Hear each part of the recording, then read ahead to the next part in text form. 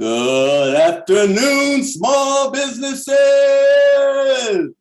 and welcome to this briefing on how to do business with the Naval Air Systems Command. My name is Shelby Butler, and I'm the NAVAIR Director of the Office of Small Business Programs, and will be your moderator.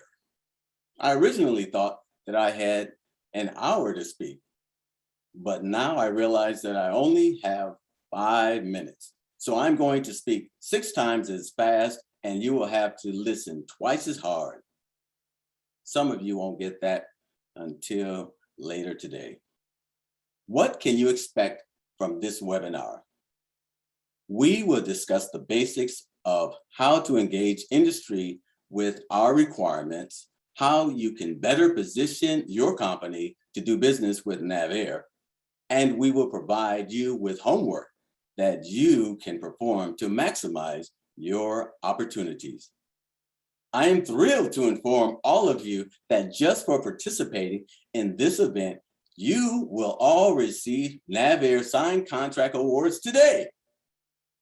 No, that's not how it works. Not at all. This is not Oprah. It takes planning, work, dedication, persistence, the right capabilities, and due diligence to make this happen. We will cover some of what that entails shortly. But for now, let's discuss NAVAIR's mission. Next slide. Our command focuses its energy on sailors and Marines. Since its inception, NAVAIR's goal has been to provide full life cycle support of naval aviation aircraft, weapons, and systems operated by sailors and Marines. This includes research, design, development, systems engineering, acquisition, test and evaluation, training facilities and equipment, repair and modification, and in-service engineering and logistics support. We rely on our team members, civilian, military, and industry partners to adhere to these principles and provide our sailors and Marines with the latest technology and the ability to sustain legacy systems, weapons, and aircraft. Next slide. Our role in the Department of Defense and naval aviation is very clear. We are dealing with near-peer challenges from Russia, China, and others. Therefore, we have to increase our innovation and productivity in the areas that support the aircraft and our weapons systems. A huge part of that involves acquiring the abilities and the applicable data to make informed decisions regarding cost, schedule, and performance. We also are focused on increasing the Navy and Marine Corps' capabilities, readiness, and affordability. This slide details the top 10 NAICS codes for NAVAIR overall, i.e. large and small businesses, and our top 10 NAICS codes for just small businesses. The takeaway here is the fact that our obligations for aircraft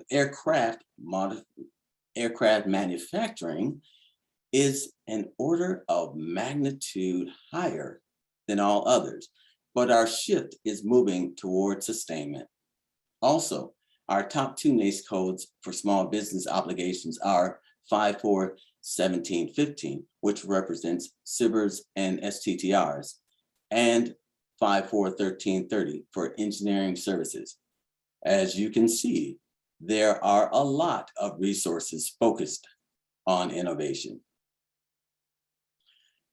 This slide details our command locations and shows the various functions that are performed at our different sites. Our panelists will discuss the functions of our various sites in more detail. The slide also details the distribution of dollars obligated at each site across the command. I will state up front that I do not focus on small business goals as an accurate metric of our collective improvement. Instead, I focus on moving from sole source dependency to competition. stagnation to a paradigm shift, and from no solution to small business innovations. For the record, NAVAIR has met or exceeded all of its socioeconomic goals for the past 3 consecutive fiscal years. Before I introduce this august leadership panel, I have a few housekeeping notes. Click on the chat box button and you will find a link to our website for the slide deck and contact information to our small business office. Also, we want to answer as many of your questions as possible. Therefore, I'm requesting that you only place your questions in the Q&A feature of this app. So, without further ado, I will introduce our Office of Small Business Programs panelists. First off, we have Ms. Irma Alexander, NAVAIR Headquarters Deputy Director. Mr. Larry Butts, NAWCAD Patuxent River Deputy Director. Ms. Dawn Chartier, NAWCAD Lakehurst Deputy Director. Ms. Leslie Faircloth, NAWCTSD Orlando Deputy Director. Mr. Derek Hu, NAWCWD China Lake Deputy Director. Ms. Teresa Bebout, NAVAIR Headquarters Technical Director, and Ms. Cynthia Thompson, NAWCAD Small Business Professional. Now, we will hear from our NAVAIR Headquarters Deputy Director. Over to you, Ms. Alexander. Well, thank you, Mr. Butler. Hello, everyone, and welcome. My name is Irma Alexander, and I'm the Deputy Director for NAVAIR Headquarters Office of Small Business Programs. As we can see, we aspire to be the premier DoD small business office by advocating the best solutions for the warfighter while maximizing opportunities for our small business partners. So what do we buy? Well, at NAVAIR Headquarters, we buy aircraft, be it fixed wing or rotary wing or unmanned, and we buy support systems like weapons and training and underwater systems. And of course, we buy equipment such as airborne electronics, sensors, avionics, and launch and recovery. But how do we do this? Well, NAVAIR is composed of program management offices known as PMAs. And these program management offices, they're part of a program executive structure. These PMAs are responsible for meeting cradle to grave requirements of their assigned aviation programs. They provide full life cycle support of naval aviation aircraft, weapons, and systems. Also, you saw earlier the map of the United States, and this map showed NAVAIR's divisions and the Fleet Readiness Center. Collectively, all of these entities contribute to the overall efforts. They are essential for the development, delivery, and sustainment of weapon systems to the warfighter. Now, if you will see on slide 7, what are the top NAICS for NAVAIR Headquarters? Well, the slide shows that for FY20, the top 7 NAICS for NAVAIR Headquarters and the top 7 for small businesses. And you will note that 4 of the 7 on the small business list appear on the top 10. And you will also note that the NAICS that tops the small business list is NAICS 33413, which is aircraft, other aircraft parts, and auxiliary equipment manufacturing. So I thank you for joining us today. And it is now my pleasure to introduce Mr. Larry Butts. Sir, over to you. Good afternoon. I'm Larry Butts, the Small Business Deputy Director for NAWCAD.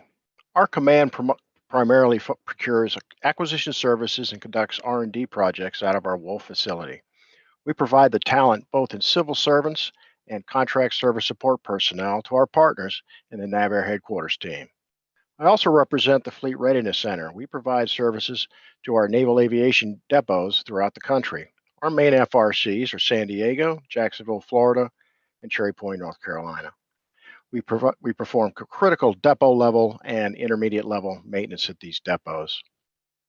We are also very proactive in publishing our long-range acquisition forecast quarterly, which everyone should review in SAM or on the NAVAIR OSBP website. It gives all of us a vision of what's coming down the road for the next couple of years. I'd also remind everyone to ensure that their SAM profile is up to date. It is a continually available resume that helps promote your company. We use this profile when we conduct market research. Please consider having in this profile a robust capabilities narrative. That's your company's elevator speech, one that you would describe your business to key Navy leaders. Also ensure that you have a complete listing of keywords that describe your portfolio. That corresponds to your business's core competencies. And also, finally, consider using the performance history or reference section of the profile. That's where you can list your current contracts and past contracts with the government. As I mentioned, this SAM profile is used in government analysis when you're performing market research. We access this data via SBA's dynamic search portal. Also, be sure to check SAM frequently for opportunities that we publish. Maybe assign a member of your team as your SAM battle captain, whose job is to check these announcements on a daily basis. And when you see a source of sought notice in SAM, please know that these are market research tools, and we are looking for responses from small businesses to gauge whether the advertised effort can be set aside for small business. So it's important that you respond. So if there is an opportunity for small business set aside, we are able to take it. That's all I have for now. Over to you, Ms. Chartier.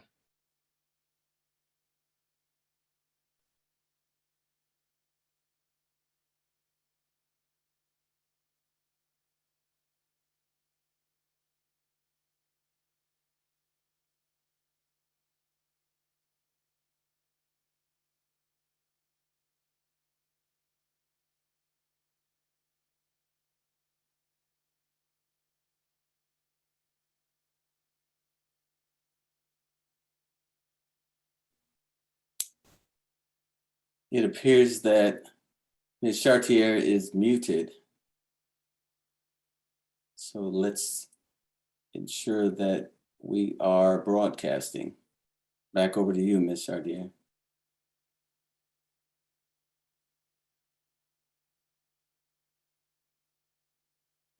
We are not hearing your comms.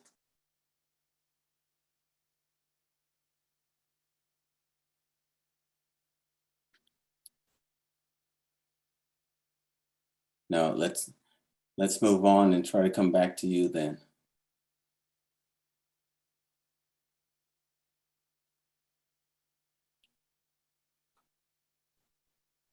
Dawn, did you try unmuting your headset? I did. Can you hear me now? Yes, now we can hear you. I took it off the headset, and even though I'm using the headset, I don't know. Okay. All right. Here we go. Let me go. Okay, everyone. Hello, everyone. I'm Dawn Chartier, the Deputy Director for NAWCAD Lakehurst. At Lakehurst, we are the world's leaders in aircraft launch and recovery equipment, or ALRE, and support equipment, SE. Our mission assures that fixed and vertical wing aircraft operate safely from aircraft carriers, air-capable ships, and expeditionary airfields around the world. We do everything from takeoff to touchdown with a 99.9999% reliability rating. So what is ALRE and SE? ALRE is not just catapults and arresting gear. It includes visual landing aids, jet blast deflectors, info systems, servicing, maintaining, advanced diagnostics, and expeditionary airfields. Expeditionary airfields are used in areas where there is no actual airfield. The Marines will go in, clear out a space, and throw down the expeditionary airfield mats and start landing aircraft anywhere they need to. When you think of support equipment, don't just think testers. Although they are a big portion of what we procure, they are not the only types of support equipment we procure. Support equipment includes systems used to support the aircraft, such as fire trucks, weapons loaders, aircraft maintenance platforms, ladders, cargo nets, and so on.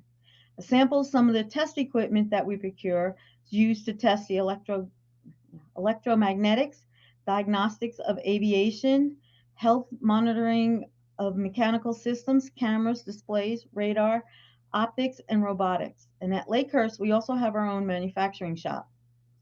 They do additive manufacturing, prototyping, manufacturing, and testing. At Lakehurst, we provide full life cycle management for all ALRAE expeditionary airfield and support equipment. Over to you, Ms. Faircloth. Thanks, Dawn. Good afternoon, everybody. It's a pleasure to be here. I'm Leslie Faircloth, the Deputy Director for the Naval Air Warfare Center Training Systems Division, or NAWCTSD. At NAWCTSD, we leverage modeling and simulation in our procurements of training systems, training system support services, and human performance solutions. NAWCTSD is located in Orlando, Florida, which is a hub for high-tech innovation, particularly in virtual reality, augmented reality, mixed reality, gaming, and interplay between live, virtual, and constructive training missions. We have partnerships with the Army, Air Force, University of Central Florida, to name a few, and we are very active in our outreach efforts with industry. Our collaboration partnership recently led to the establishment of the Central Florida Tech Bridge, which is part of the Naval X Tech Bridge Network. Naval X has a worldwide tech bridge network providing an opportunity for tech bridges to share information and connections with non-traditional industry partners, such as small businesses. The Central Florida Tech Grove is a new physical and virtual space where the Tech Bridge partners are seeking and finding connections with any and all problem solvers that are interested in working with us to solve our hard problems. I'm actually in the Tech Grove today, so welcome to Tech Grove. Our acquisition forecast at NAWCTSD is actually provided annually at the Training and Simulation Industry Symposium, or TSIS, which is held each June. Those briefing slides and the acquisition forecast is updated again at the Inter-Service Industry Training Simulation Education Conference, which is called ITSEC. And that's held late November, early December each year, the week following Thanksgiving. And this forecast outlines the majority of NAWCTSD's procurement opportunities that are or will become available within the next 2 or so years. In between formal updates to this briefing, we host bi-monthly Procurement Acquisition Lead Time, or PALT, events. Those PALT events provide industry an opportunity to maintain or increase awareness of pre-award procurement activity that's either ongoing or in the planning stages. The acquisition forecast is covered by the TSIS slides, serves as a basis for the verbal updates that are provided at each PALT session. I invite you to learn more about NAWCTSD, its Team Orlando partners, and the Central Florida Tech Grove by visiting our websites and following us on LinkedIn. Now I'm going to turn it over to Mr. Derek Hugh. Over to you, Derek. Thank you, Ms. Faircloth, also known as the Jedi Master for Small Businesses. Good morning from the West Coast operations of the NAVAIR organization. My name is Derek Hu, and I am the Deputy Director for the Naval Air Warfare Center Weapons Division, or NAWCWD. We are located at China Lake in Point Mugu, California. We are focused on providing weapons and weapon systems to our warfighters around the world. The challenges are many as the nature of warfare changes and the strategies for meeting those challenges change as well. The Weapons Division provides full spectrum research, development, acquisition, test, and evaluation for naval aviation systems. We have a strong foundation with an outstanding workforce of almost 2,000 scientists and engineers, 1,000 military members, and 3,000 artisans and technicians who provide effective, affordable, integrated, and interoperable warfare systems to the warfighter. We have a world-class people and ranges and numerous one-of-a-kind laboratories and facilities. The Weapons Division purchases engineering services, research services, information management services, laboratory supplies and equipment, electronics, especially obsolete ones, wire, cable, office supplies and equipment, communications equipment, talking about obsolescence as well, instrumentation, aircraft components, energetics, ammunition, film, yes, film, test equipment, tools, metals, chemicals, industrial equipment and supplies, and furniture. As mentioned previously, visit the NAVAIR public website that was provided in the chat. It will also direct you to the individual field sites such as NAWCWD. Many of our individual sites have long-range acquisition forecasts as well and events posted that's upcoming. Of course, catch many of our team members active on LinkedIn as well. This concludes the overview portion of the event, excuse me, and I will now hand it over to Mr. Butler for a Q&A session. Over to you, Mr. Butler. Thanks so much, Mr. Youth. And we will kick it off with the first question. I want to encourage all of the participants to join in and list your questions in that Q&A feature. First question, what is the biggest mistake small businesses make when attempting to conduct business with you? I think that's a good question for Mr. Butts. Over to you, sir. Thanks, Mr. Butler. I appreciate that. Yeah, I'll take this one. What's the biggest mistake a small business can make? Well, it's kind of difficult to pinpoint mistakes. And it would be more constructive to list those things that small businesses can do to keep themselves competitive in this area.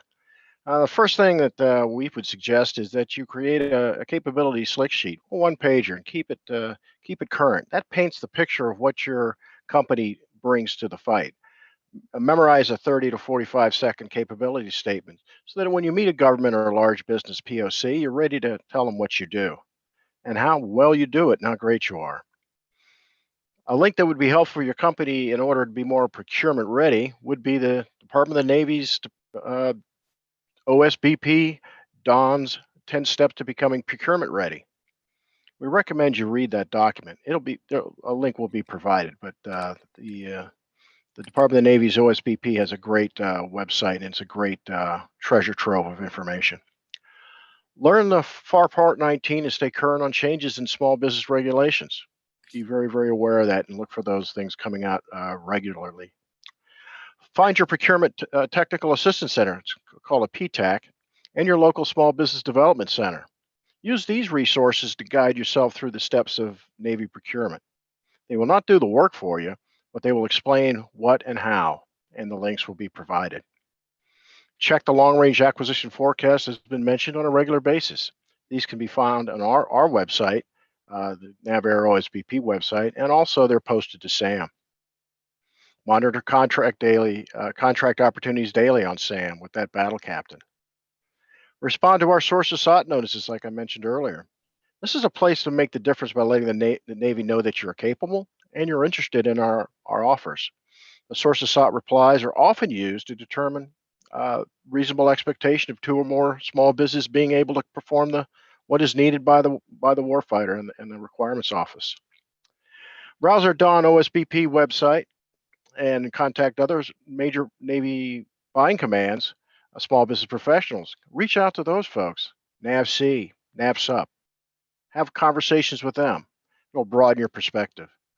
Ask for one-on-one interviews to gain insight into that particular buying command. And there's some links that have been provided in the chat. Let's see. Finally, when you win that NAVAIR contract, and this is the most important part, you need to perform at your highest level possible. And when in doubt, I always say, over-communicate. All right, that's all I have for right now. Back over to you, Mr. Butler. Thank you, sir. I'll pick up another one here. Where does NAVAIR fit in the larger Navy acquisition picture? Over to Ms. Alexander for that one. What a great question. Thank you, sir, for that question, because NAVAIR is often equated with the Navy. And I want to make sure we understand that the systems commands are the material agencies of the Department of the Navy. They're responsible for the design, construction, and maintenance of military systems such as ships and aircraft, facilities, and weapons.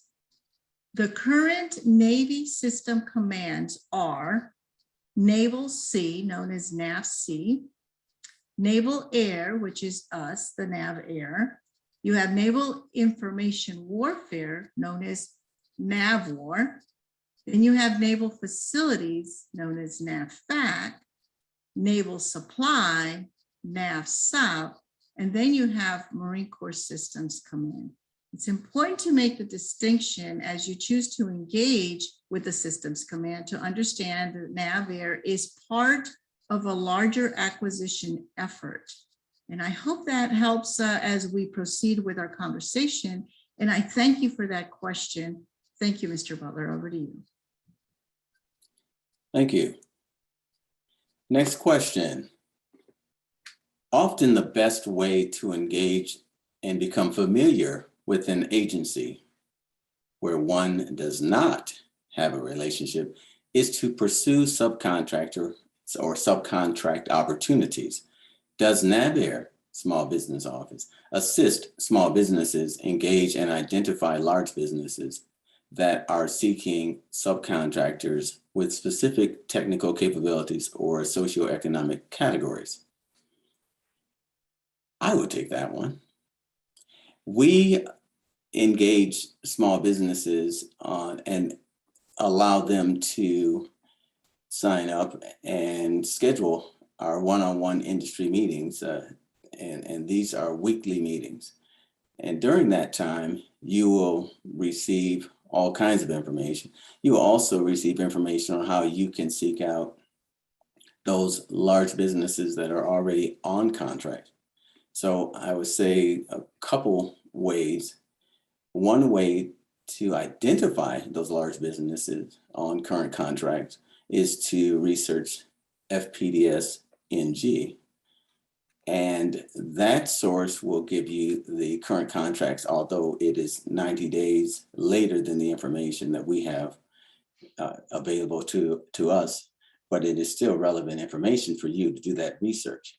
You will then be able to contact those large businesses for subcontracting opportunities. That's your business development work right there.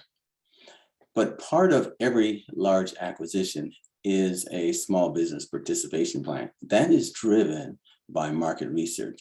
So that market research in whatever area or NACE code that large procurement falls, we're going to perform along with the required activity in conjunction with the contracting office and the small business administration. We're all going to look at what is the available small business participation for those large efforts and come up with some goals that represent the expected participation.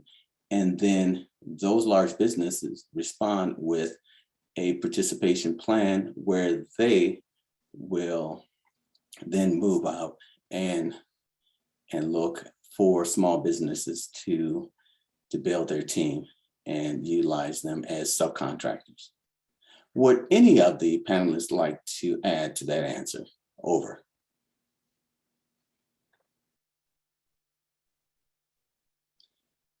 Okay.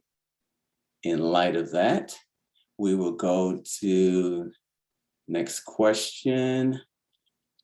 And that is, when I research my NACE codes and see that the Navy uses millions of dollars of each of my services, then speak with the buyers and small business advocates, they seem unaware of buying any of those services. Let's go over to Ms. Bebout for that question. Over to you. Thank you, Mr. Butler. So without knowing all the details, I would have to say that perhaps the unawareness of your command buying the services or products might be because that command did not buy those type of services or products, because there are 10 HCAs within the Navy. And each one of these HCAs have particular products and services assigned to them as having the responsibility and the authority to buy.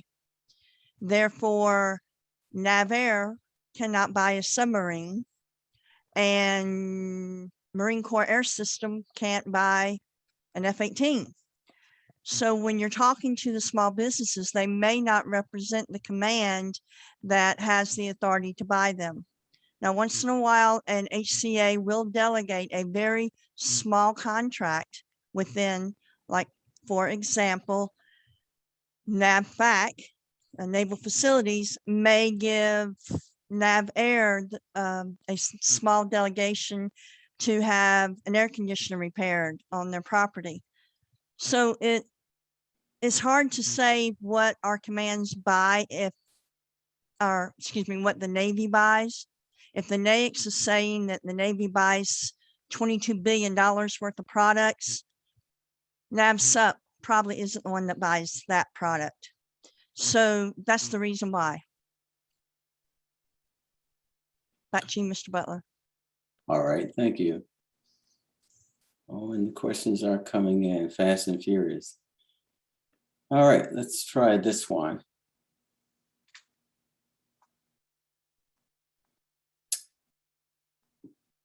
Why, I will go straight to this one and we'll get back to another one I just saw come in. Are most of the RFQs posted on sam.gov? Where are all Navy's opportunities hosted? How can we find opportunities within NAVAIR, NAWCAD, NAWCTSD, NAWCWD? Does the Navy primarily contract through NECO, or do you utilize GSA Advantage or other avenues?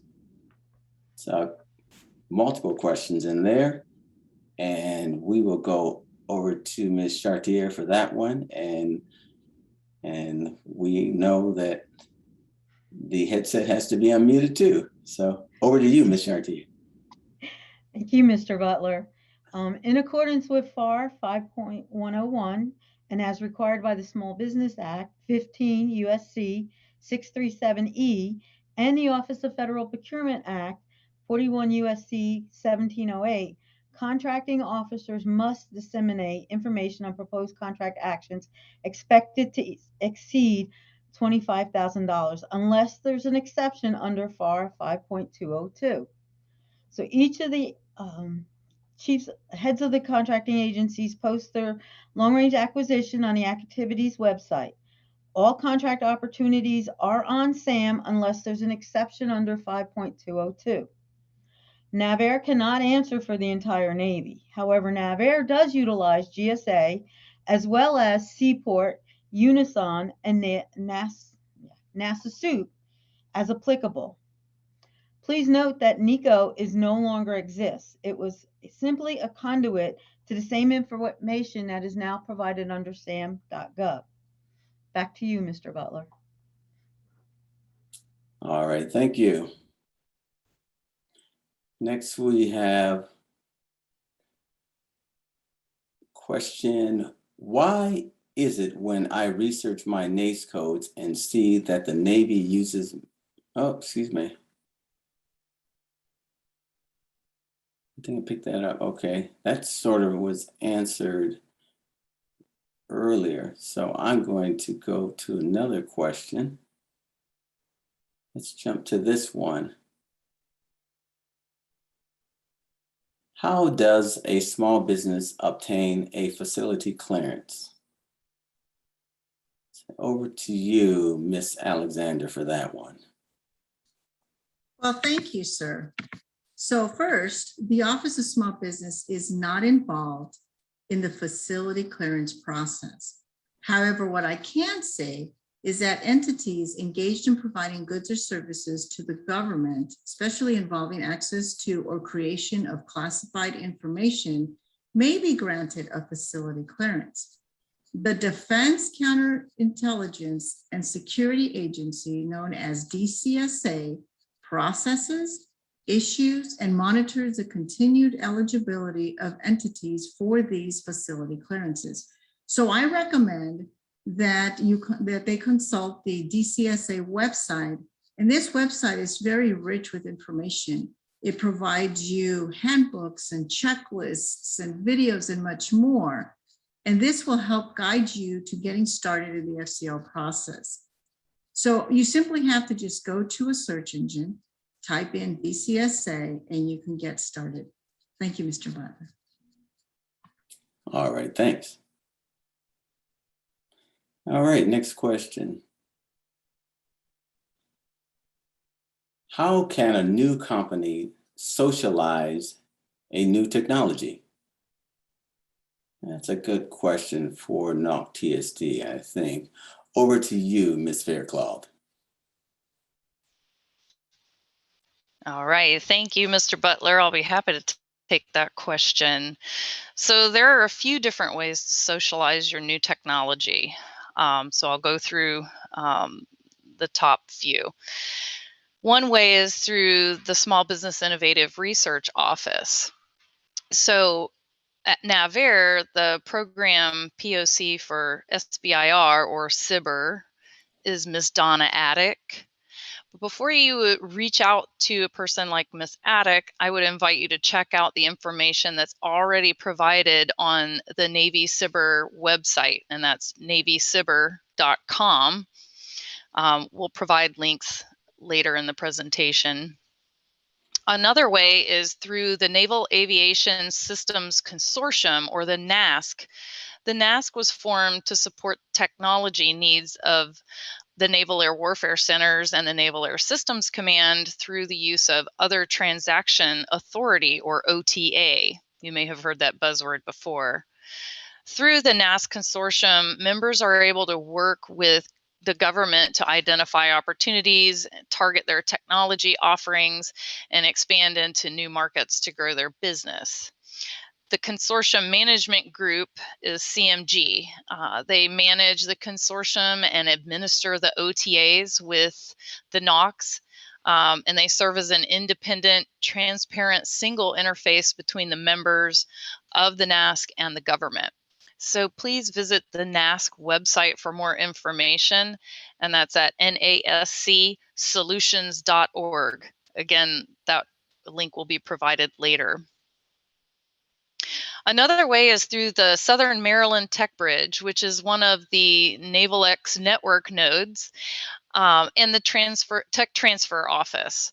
So the POC there is Mr. Richard Tarr. But of course, before going to visit Mr. Tarr, I would encourage you to check out the Innovation and Modernization Patuxent River site, or the IMPAX, IMPAX, which is a collaboration between NAVAIR, NAWCAD, and the Georgia Technical Research Institute through a Partnership Intermediary Agreement, or a PIA. IMPACTS aims to accelerate the transfer of new technology to meet Navy and Marine Corps needs. So to learn more about the types of tech that is being sought and the any upcoming events, I would invite you to check out the website at impacts.tech, IMPAX.tech, TECH. And of course, I would encourage you to bring that new tech through the Central Florida Tech Bridge, which, as I already mentioned in my intro, is another one of those nodes on the NavalX network. So the point of contact is the Central Florida Tech Bridge Director, Diana Teal, or the Deputy Director, Cassie Muffley. In order to get the information to us and start to connect with us via the Tech Grove in Orlando. That's how you're going to connect with the Tech Bridge. So via Tech Grove, which again, similar to IMPACTS, it's facilitated by a PIA. Ours is with the University of Central Florida. The Central Florida Tech Grove is the nation's only innovation center specifically created to foster collaboration and the acceleration of novel, non-traditional modeling, simulation, training, and human performance solutions for our national defense partners at Team Orlando. So I invite you to visit the website, centralfloridatechgrove.org, for more information and upcoming events. Back over to you, Mr. Butler. Thank you for that answer. Pick up the next question, and that is, for each of your agencies, are the majority of your opportunities coming out of Seaport Next Gen? And so I'll have to ask for clarification on your agencies. And so I'm just going to assume that you're talking about the commands under the Navy. So each of those commands, we do have a Seaport Next Gen acquisition vehicle, which is considered a vehicle that is desired to use for small business participation and acquisition. NAVAIR specifically has other vehicles that we utilize in addition to Seaport Next Gen. And that depends on which NAICS code that you are under, but there are several vehicles dedicated to small businesses. And we'll be glad to provide those different vehicles, as some will have follow-ons in the next few years, and also have roll-on, roll-off capabilities. But in general, if you ask about the majority of our small business contracts at NAVAIR, I would say that the majority are not under Seaport Next Gen. All right, next question. I saw one that was about a specific socioeconomic category. Why does the Navy not like 8A contract awarding any longer? I'm going to pitch that one over to Mr. Hugh. Thank you, Mr. Butler. I really need some background on that question, but as far as the 8A program, NAVAIR cannot speak on behalf of the Navy. We're our own command, and we encourage the use of all socioeconomic categories. And we're not aware of any Navy HCAs shying away from the 8A contracts. Matter of fact, I think we might be pushing a little bit harder on the 8A because of the SVB goaling. NAVAIR also has several active 8A contracts, and we continue to pursue awards in this program, especially at the Weapons Division. We do a lot of our 8A contracting here, but maybe the problem is it's not synopsized. So what you may need to do is get in with your SBA to make sure that, because the SBA PCRs are reviewing all of our acquisitions to make sure that we set aside appropriately. So that might be something that you may want to do. But as far as shying away from the 8A program, we're not aware of anything like that. We're still pushing ahead on 8A contracting. Over. Thank you, Mr. Hu. All right, next question. Are 3D printed parts categorized under the 332.3.1.1 NAICS? Let's say, go over to Mr. Butts for that one. Over to you, sir. Thank you, Mr. Butler. Great question. And it's a market research question, so that's why this is interesting. So 332311 is prefabricated metal building and component manufacturing. And I think you're probably reading a little bit into the component manufacturing. But if you were building if you were doing prefab building and components for those prefab building with a size standard of 750 employees, I would use it, but not for 3D printing. My opinion, it's just my opinion, is that you would roll down to the couple pages here and look for aircraft manufacturing parts, because we kind of think about not the process of the manufacturer, but more of what you are building. So if you're putting together a 3D program that's going to print out lockdown lugs for an aircraft, I would definitely use the NAICS code for aircraft components and that way. So thinking about the big picture of what actually is the item going on rather than the manufacturing process. So to answer your question, good question, is no, I wouldn't use that one. Thank you. Over to you, All Mr. right, Butler. thank you. Thank you. All right, let's keep it moving. Time's running out really fast here. So here's another question.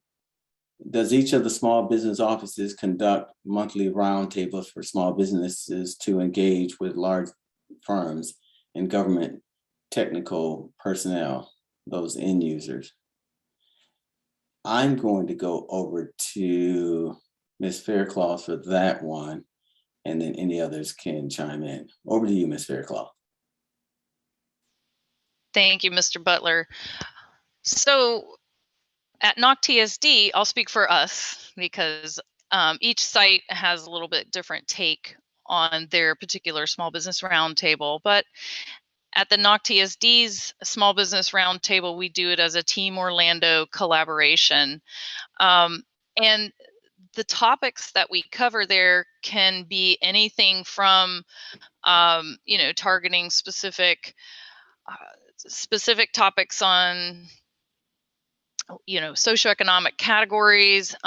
We invite speakers from SBA. We have had large businesses come to these roundtables to discuss topics like subcontracting, not necessarily looking for partners per se, but to talk about their specific supplier diversity portfolio and what they're looking for. So we don't just use it for facilitating meetings between smalls and larges or smalls and government technical folks, but certainly the topics are open. I take suggestions from industry and that's what drives the topic selection. So I'm listening to the small business industry to tell me what they want to know about, and then we build our roundtable from there. Back to you, Mr. Butler. All right, thanks. And the other part of that question about engaging the required activities, I thought that was interesting. That's the perfect storm with the roundtable and requiring activities. And that's, in a way, that is describing somewhat of what the TSD PULT is doing with those quarterly, are they quarterly or bi-monthly engagements? They're bi-monthly engagements. And once we get back to holding those in person as well as virtually, so we have hybrid PULTs, a lot of our industry members like to show up face-to-face to do some networking, which has been a great way for smalls and larges to connect, as well as coming together and meeting at our other outreach events and other events like ITSEC that's coming up next month. Over. Thank you. Over to Ms. Thompson for elaboration on the NOWCAD side. Over to you, ma'am. Thank you, Mr. Butler. Yes, as far as with NAWCAD, we do almost similar to what TSD is doing, but we also have general membership meetings twice a year. And it's a great networking opportunity that smalls can come in and talk to one another. And it's just a great collaboration of the industry partners outside of the gate here at Patuxent River. Just a great networking opportunity. Thank you, Mr. Butler. All right, we'll keep the questions coming in. Next question we have here is, how do you earn initial experience if all solicitations require past performance? Over to you, Ms. Faircloth, for that one. Thanks, Mr. Butler. Be happy to answer that one. So first, let me clarify. So most competitive solicitations do require evaluation of past performance. Why is that? Well, it's because the Federal Acquisition Regulation, or the FAR, requires that we consider it in competitive actions that are over a simplified acquisition threshold, which is currently $250,000. So except where the contracting officer has made a determination that the evaluation of past performance is inappropriate. I don't see that very often. So that would be, again, the exception, or one of the exceptions.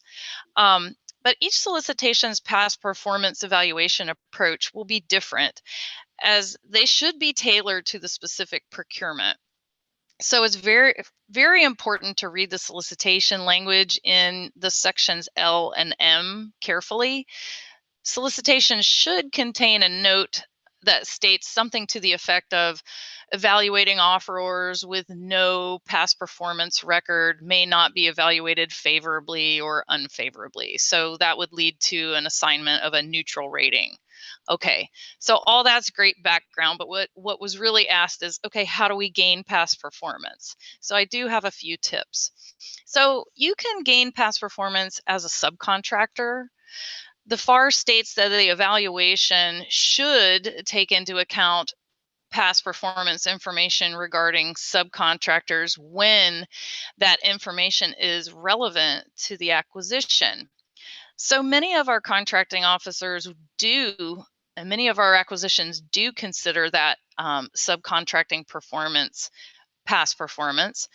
But GAO has held that procurement agencies are not required to do so, with one exception. The exception where it is required is in the SBA's regulation and the Code of Federal Regulations. You're looking for an area where there's 4 factors that are met. So when we have these 4 factors, a procuring agency must consider past performance of each first-tier subcontractor. And those factors are: the prospective prime contractor is a small business. The prospective prime contractor does not independently demonstrate the past performance necessary for award. Third, the subcontractor is a first-tier sub. And lastly, the subcontractor itself is a small business. So if you meet all of those 4 factors, then the procuring agency has to consider the past performance of your first-tier subs. Another way that is a fantastic way to get past performance, and I've seen this this particular way being used more and more, leveraging the past performance of a joint venture member. So joint venturing is a very popular way to pursue small business set-asides, including the socioeconomic set-asides. When a joint venture pursues one of these contracts, the SBA's regulations require that the procuring agency consider the past performance of each joint venture member. So your joint venture might be formed with another small business that has the requisite past performance record, or you could be joint ventured with a large business, assuming that the joint venture is between parties to an approved SBA mentor-protege agreement. And that would tend to have a very robust past performance record. So there's a way for 2 ways, being a joint venture member, either getting it through another small partner or getting it through your large mentor-protege partner. Leveraging past performance gained as a joint venture member is another way, but it's not here yet. It's coming soon. So in this situation, a joint venture successfully performs a contract, and then the small business who is a part of that joint venture now is bidding on its own for a different contract, and they want to use the joint venture past performance. Currently, there's no requirement that a procuring agency has to consider that. Agencies may do so, but it's at their discretion.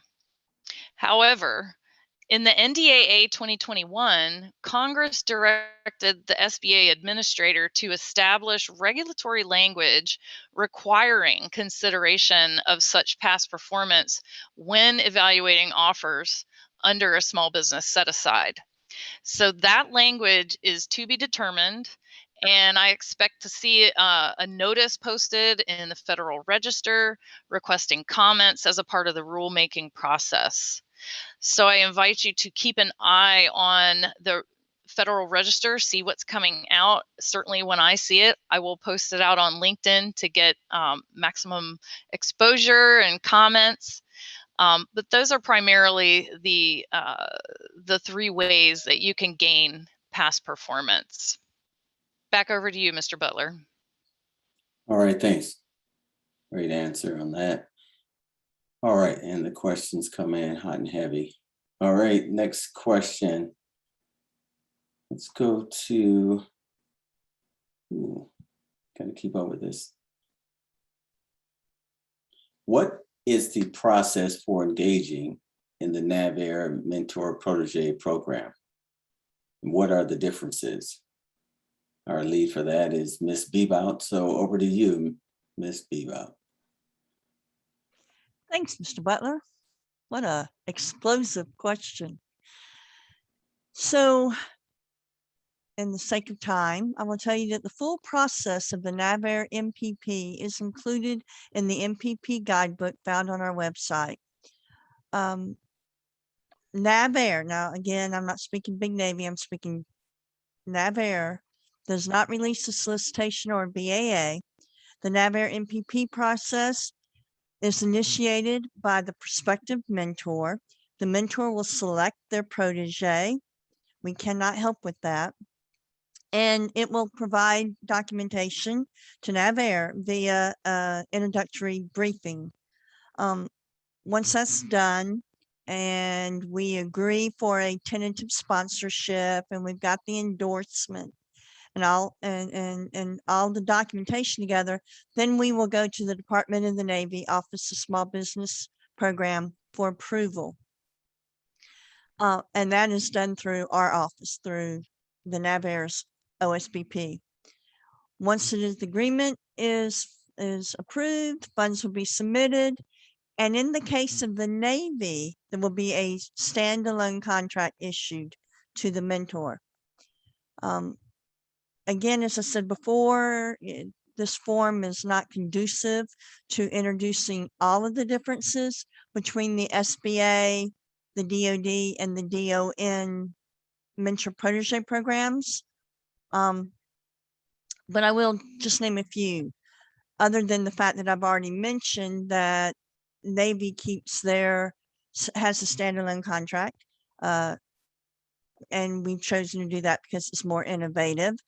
Then also the small business administrative mentor can own up to 40% of the protege. In the Department of Defense, the mentor cannot be affiliated with the DoD protege firm at all until, of course, the agreement has been approved. An SBA MPP agreement is for 3 years. You can renew for 3 more, but the DoD/Navy MPP agreement is only for 2 years. The Department of the Navy, NAVAIR, also keep their program open continuously. You can apply for an MPP at any time of the year. However, for Department of Defense, they only open up in the month of June and the month of November. So we do have, as I mentioned before, the guidebook on our website. Feel free to go out, look for it, download it. And if you have any questions, make sure you reach out to me because we would be more than happy to help you set up your MPP. Thank you, Mr. Butler. All right, great. And the questions are hot and heavy. I would say that quite a few of the questions are specific to the questionnaires company. So we will follow up with those specific ones at a later time. But I do see one that I'll just jump on stating these questions are popping around as I am about to read them. Okay. And that one just disappeared right in front of me. So I will go to another question. So here we go.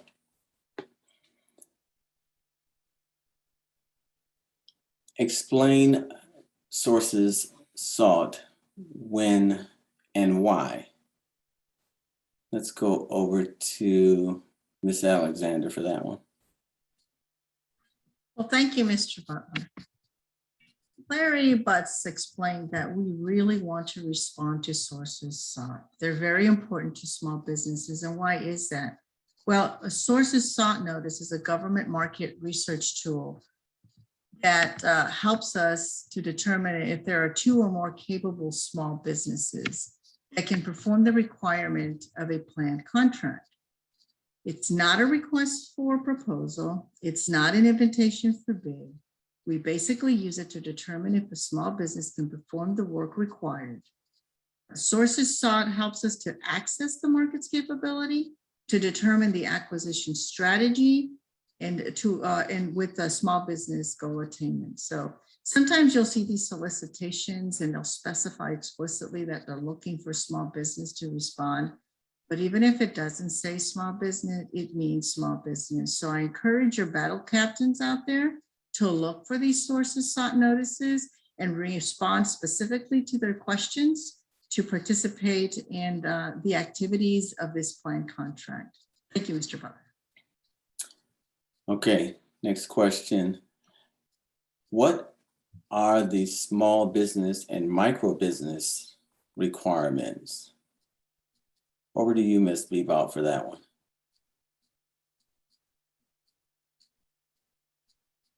Thank you. So FAR Part 19 defines the business size requirements by using the NAICS codes and the side standards for those. SBA will establish the small business size standards on an industry by industry basis. That's why they use the NAICS codes. And they are provided at 13 CFR 121 or on the SBA website. As for a micro business, they are considered firms with 1 to 9 employees and are, believe it or not, the most common kind of employer, but they also account for a relatively small share of the employment. And in order to find that, you can also look at SBA underneath micro business and the economy. Thank you. All right, thank you. Next question is, what are some networking tools for small businesses to use? Over to Ms. Thompson for that one. Thank you, Mr. Butler. We have several networking tools here at Pax River and at Lakehurst and NAWCTSD. We did talk about the Naval Aviation Systems roundtables. We also have something called the Patuxent Partnership, and it's a small fee a nominal fee to join the Patuxent Partnership. We also have the Southern Maryland Navy Alliance. We also have a wonderful directory, the Technology Resource Book for St. Mary's County. In this resource book, there is all the technology businesses that are located here in the Southern Maryland area. If you're going to be talking to a larger OEM, you're actually going to be talking to that larger OEM that has a business that resides here in St. Mary's County. You can utilize this resource book to call those larger OEMs to have conversations with those small business liaison offices. You can also use this directory to call into some small businesses to see if they have any potential subcontracting opportunities. Also, I like to recommend the Procurement Technical Assistance Centers. These PTACs, they should be your best friend. They can help you with a myriad they can help you with a myriad. They're a great source, and they can help you with things such as your capability statement. They can help you with your certifications. They can help you with your SAM registrations. They can help you if you have issues with the wide area workflow. And the things that they can help you with are basically free of charge. So I definitely would recommend you reaching out to your Procurement Technical Assistance Center. Also, I like to invite you to attend government-sponsored industry days. You can find out about those on sam.gov, and you can also find out about them if you are connected to the Naval Air Systems Command through LinkedIn or either through the Facebook page. And also, I would also recommend you attend some major functions such as the Sea Air Space, the Navy Gold Coast, the NAWCTSD Pulse, as well as the thesis. So that is all I have. And back over to you, Mr. Butler. Thank you. All right, thanks so much for that. And we have just run out of time. I wanted to just hit this one question here before we close out.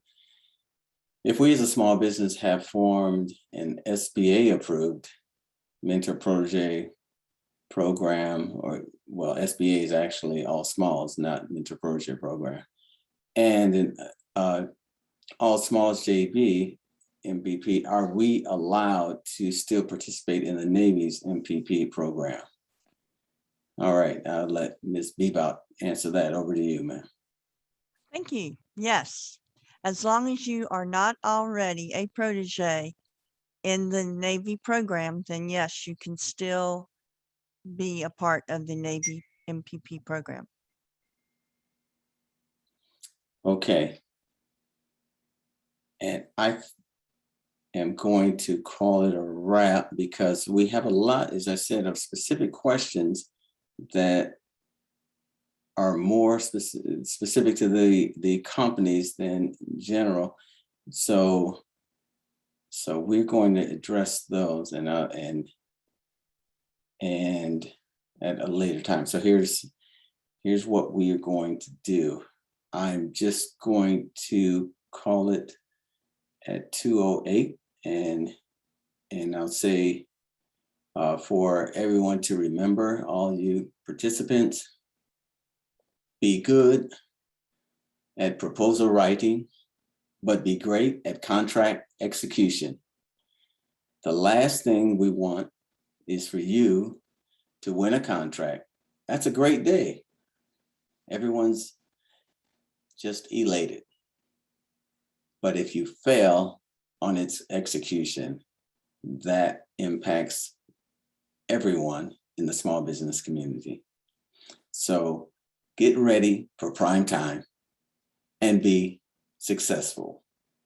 Thank you, panelists, for that illuminating information. It is my hope that you will act on the information provided and maximize all the opportunities available to your companies. We have several questions. Well, I would say several. We have a lot of questions that were not answered due to our time constraint, but we will make every effort to post the answers to our website as soon as possible. And as I said, a lot of them are specific, and we're going to ask that you guys engage us with the contact information provided so you can help get those specific answers to you. I really appreciate working with small businesses and the small business community because it represents the grassroots of America. Individuals from all walks of life in varying socioeconomic groups coming together to form our defense industrial base. Stay healthy, and remember, we are truly stronger together. We thank you for your participation in today's event. Good day.